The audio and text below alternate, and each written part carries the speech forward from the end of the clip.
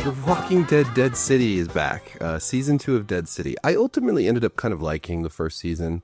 I mean, not all of it. I liked Negan. um, mostly these spinoffs are all really bad. The Walking Dead just keeps shuffling.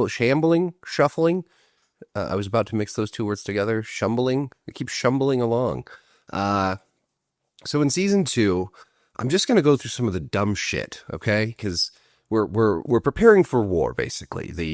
The Manhattan cruise with the Dama, the lady in charge of those, and the New Babylon, which is a silly name, and we all know what happened to Babylon.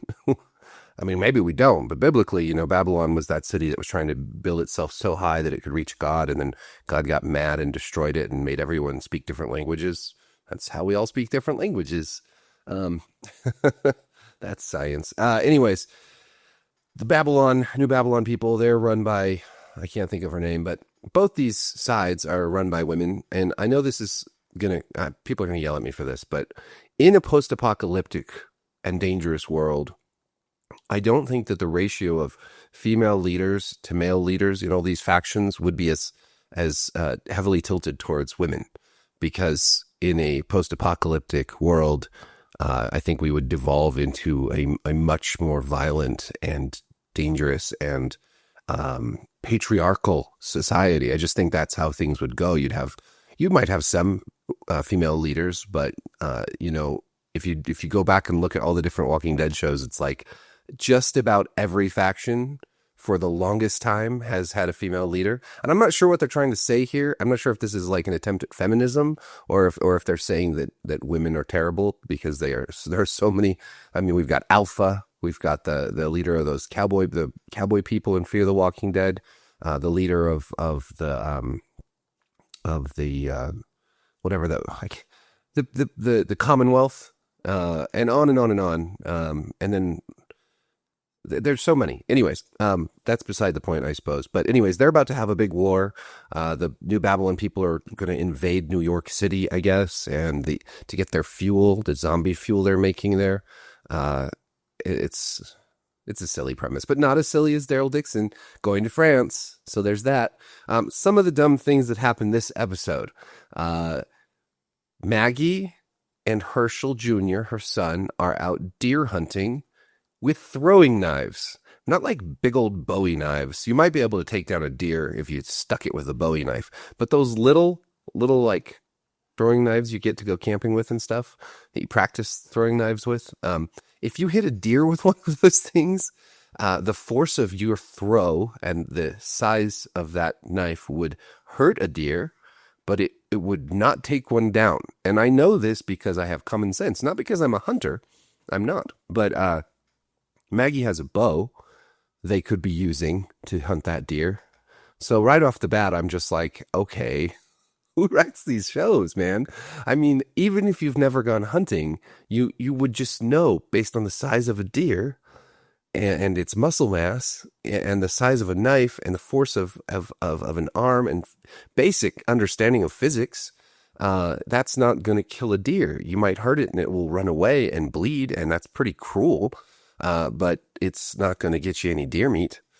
They have a scene in New York where like all the different factions come together and they have a zombie fight. Not a fight against a person and zombies like Governor had, right? In season 3, I think that was season 3. Yeah. Of the main show. No, it's 2 zombies with armor and spikes on them that fight to the death. Now, I don't know about you, but personally, I've seen a lot of Walking Dead, and I've never seen zombies fight each other before, because zombies don't do that. They fight. They don't fight. They actually just try to kill people, living people. So I'm not sure how they. This is like the post-apocalyptic version of like a cockfight, like as in roosters, but or like a dog fight, but it's between zombies, and one of the zombies kills the other one. He repeatedly smashes his spiked face into this other zombie's head. That's a neat trick. How did they get these zombies to do that? What else? there we get Lucille back, but the Eastern European guy whose name I can't remember has tricked it out. It's a new Lucille, and if you press a button, it shoots something out of the front of the bat, and Negan does that to a guy, and it doesn't kill him. At first, I thought it like shot like a I don't know. I don't know what it shot to knock him down, but it doesn't kill him, even though it hit him right in the forehead. So that seems like a pretty useless addition to Lucille compared to like, beating someone over the head with it. So that's fun. Maggie. Maggie's really annoying. I just can't stand her. She has a long scene with Herschel Jr. about, going back. He doesn't want her to go and he wants to go with her, and she doesn't want him to go with her back to New York. And she wants to know about the pictures he's drawn. He's a very talented young artist for some reason. But he won't tell her anything about the Dama, who is the picture she's concerned about. He says he saw her on a billboard, which is funny. Let's see. Yes, this is it. Maggie doesn't want any other conscripts. So there's the New Babylon people are really not very nice. They conscript people from other communities into their forces and get them to wear those fun, what are these Civil War jackets? Like all the New Babylon soldiers wear like these blue. They look like 19th century like blazers. I don't know, but I think it's so goofy when these factions have like their uniforms, like not like they found military fatigues, but they've actually found like period like they found a Civil War reenactment like place and rated it for its jackets, and then in New York they've got like there's like the homeless faction. They look like a bunch of homeless people, or what's the proper term these days? Unhoused. I don't know. I don't know why that is better than homeless. Sort of like PTSD being better than shell shock. But anyways, there's also another group that looks like they wear breastplates. So that's how we can tell them apart. There's the breastplate group. And then there's the homeless people. And then in New Babylon, there's the Civil War reenactors. But they conscript people, and we learned that if somebody doesn't go along with it, if they run away, they just kill them. Which seems like breaking, Negan's big rule, which is that, people are your number one resource. So pretty bad. I don't know that Maggie should be hanging out with these people, but anyways,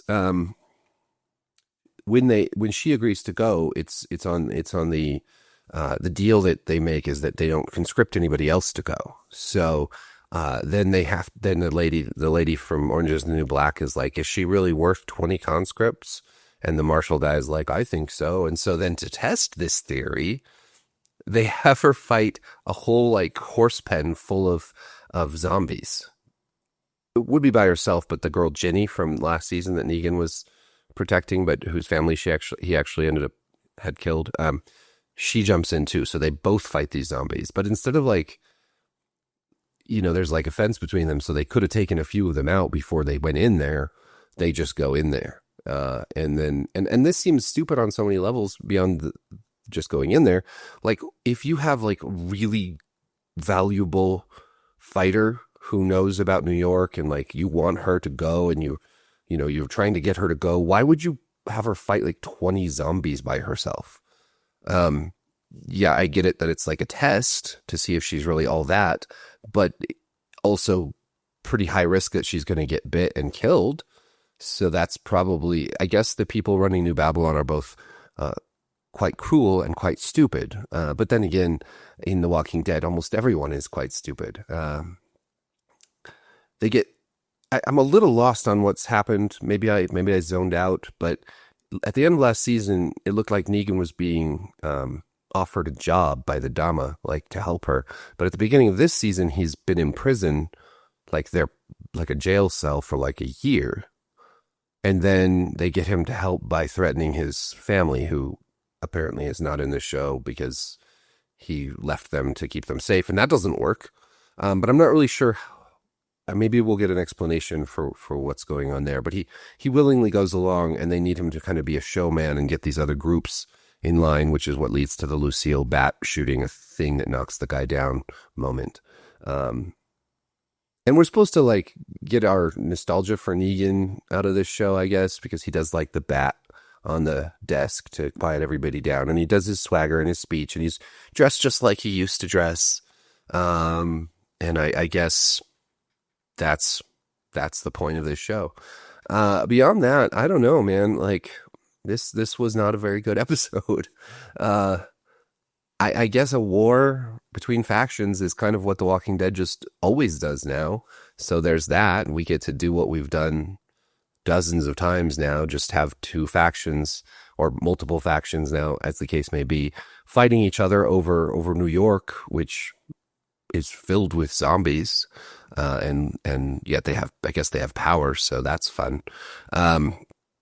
Of course, other we've seen in this show, other places have had power. I mean, in the first season, Maggie went into a bar that had like neon lights and everything running. So I'm not sure when you don't present a world with scarcity in a post-apocalypse, it's tough to buy that there's all this conflict over scarce resources, right? When you have a ship from France that can come all the way over to America to pick up zombies and then go all the way back using hundreds of thousands of gallons of gasoline, it's hard for me to sort of buy that we're having a scarcity war because there's no actual scarcity. There's scarcity when it's convenient, and there's no scarcity when it's convenient, because essentially these shows, The Walking Dead, is written in the most convenient way possible, even if it doesn't make any sense in regards to like actual setting a post-apocalypse with zombies. And it's just so goofy. I mean, there's a lot of other dumb things I missed, like the guys walking around with like the helmets, like motorcycle helmets, and they're in their trench coats, and they look all badass. It's like, why would you really walk around with those on all the time? Like, I understand you when you're going out to hunt some zombies down to put in your fuel maker, you might want to wear those for protection. But when you're just walking around in like the building where you hang out and live, you're really going to wear those all the time? It just seems like it's like this show's constantly trying to look cool. Like, oh, we got these blazers that look cool and these helmets, but it just comes across as goofy and cringy. So, not off to a good start. It'd be more interesting, I think, would be a zombie show about, I like the Central Park idea that it's no man's land. Like nobody ever goes in and comes back out alive. Like, you could have a cool zombie show about that, about Central Park, about some survivors trying to get through Central Park in a zombie outbreak. That would be cool. But this is not good. This is bad TV, and I'm here for it because I've made a commitment to The Walking Dead. I'm going to stick with it until they finally pull the plug, or until they finally listen to me and try to write some decent scripts. Maybe someday. The spinoffs so far have been universally bad. Even moments like Daryl Dixon has some nice cinematography. It's got some good shots, but I'm sorry, but some pretty shots and some nice music doesn't make for a good show. You need to have good stories that make sense, and that challenge the characters and lead them down interesting arcs. I think that was the one thing that was interesting about Dead City Season 1 was kind of the Maggie-Negan relationship and how Negan kind of went back to some of his old ways. That, to me, that's kind of interesting. But now it just seems to be shumbling along. So let me know what you thought of this episode down in the comments. Be sure to like, subscribe, hit the notification bell. Thank you for watching. Peace.